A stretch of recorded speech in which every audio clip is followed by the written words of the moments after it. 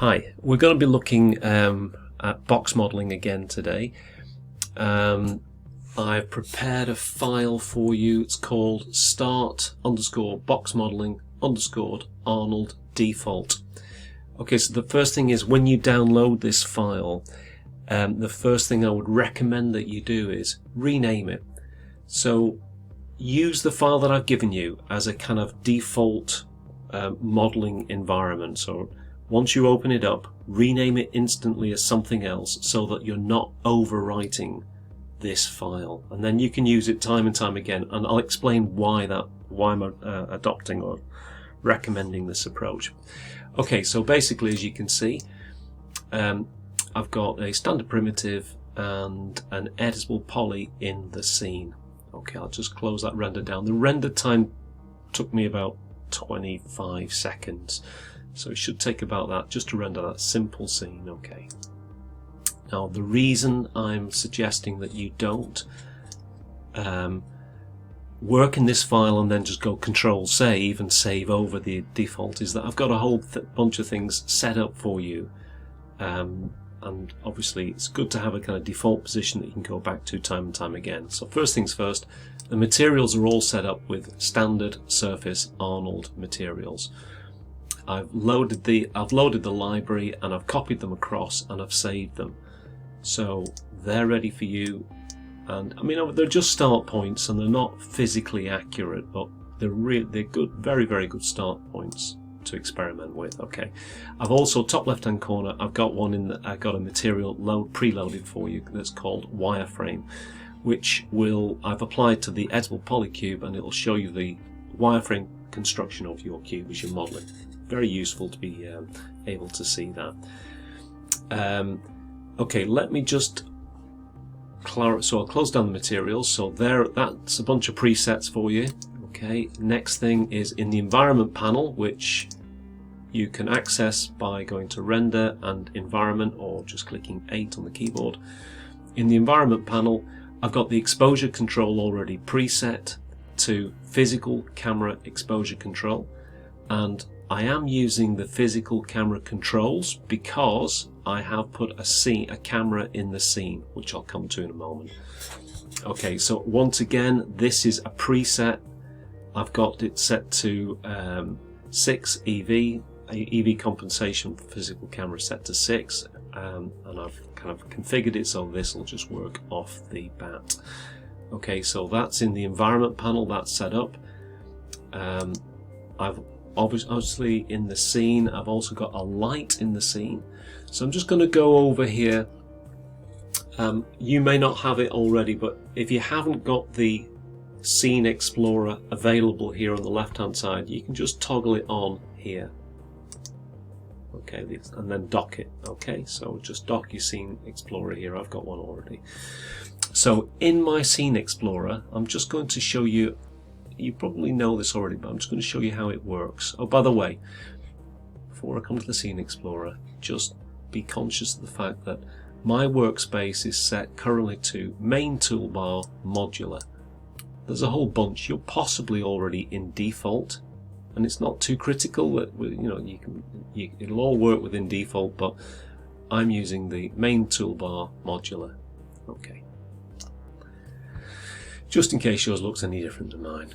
Alright, so here we are inside our Scene Explorer, and basically with these little buttons down the left hand side will hide or reveal various elements within the scene. So if I just turn the majority of them off, in fact all of them off, your Scene Explorer will be empty. We'll put the first one on, Display Geometry. It'll show you the 2 boxes and the large plane that I have on the ground. Now that large plane, I've named it ground, obviously. I'm going to click on it, select it in the Scene Explorer, I'm going to right click on it, and I'm going to freeze it.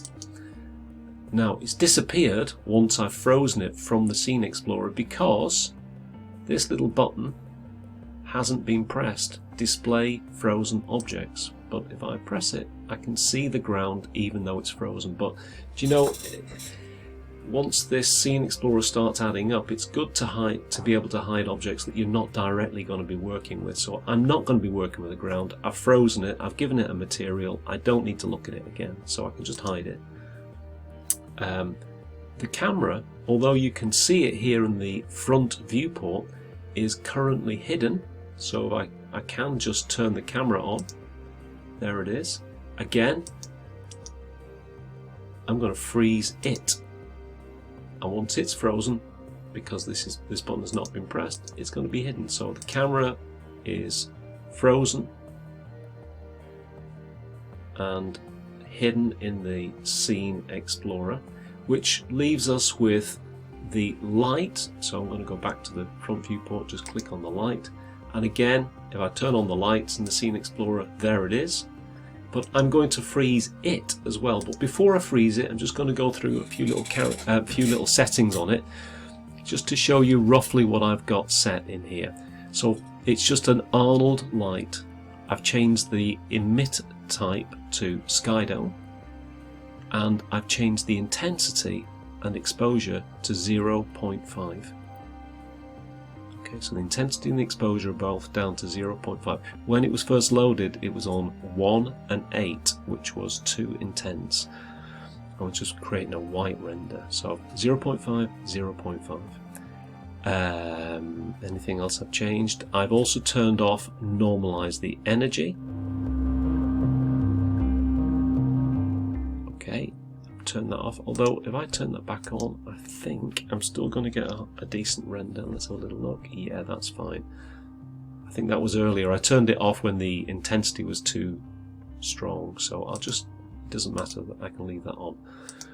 Okay, so select the light, and what else have I got? I haven't changed the Kelvin setting. It may be set to color in yours. No, sorry. As I'm giving you this file, it will be set to kelvins. It was set to color originally, and the Kelvin basically is what we call the temperature of the light. So generally 6500 is considered a kind of pure white point. If you go down to say 1000, then you're going to get a much more orange scene. If you're going to go to like 9000, you're going to get a kind of blue scene, a blue cast of light in your scene. So okay, so they're the basic settings. I'm going to go back to my Explorer, and I'm going to freeze the light, skylight as well, which leaves me with just 2 objects in the Explorer. I've got my standard primitive and my editable poly.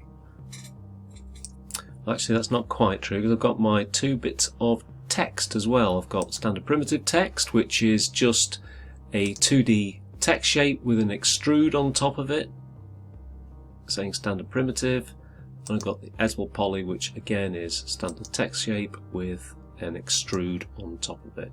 Both of which are found in here in your shapes menu, text, and I just basically dragged it out and typed in. Now they're hidden because, of course, in the Scene Explorer, also that little display shapes button hasn't been pressed. So I'm just going to, before I do, I'll just correct that. That one should say standard prim, and now I can hide both of those. Actually, before I hide them, I'm going to also freeze them. Freeze them and hide them. Okay, right, so that gets us into the world. Oh yeah, you know what, I didn't look very quickly. I'm just going to reintroduce you to the camera. So I'll just turn the camera on, and I want to just get to camera, main physical camera, and I'm just going to unfreeze that selection for 1 second. So I'll look at that camera. Okay, so this camera is set up for you to access at any point while you're rendering. So I'm going to show you in a moment how you can quickly jump to the camera and render this particular viewport point over and over. Okay, so the camera settings, I'll come back to this another time and we'll do it in detail. But basically, the relationship between the camera and the light is obviously critical to the way that your scene looks in terms of illumination.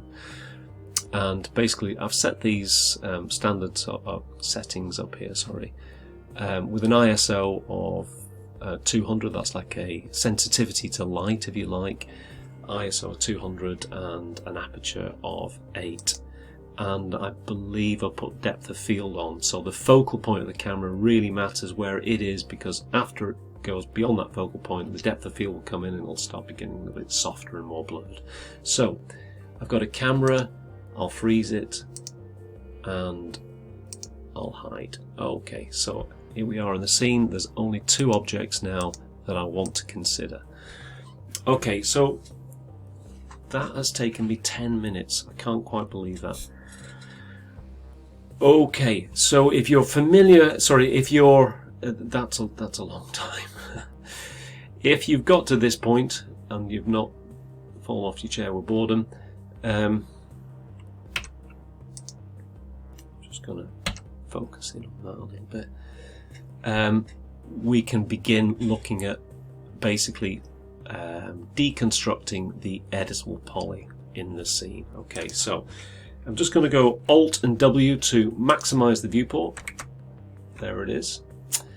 And from this point onwards, I'm going to jump into a second tutorial where I'll start directly from this point. So join me in tutorial number 2. Okay.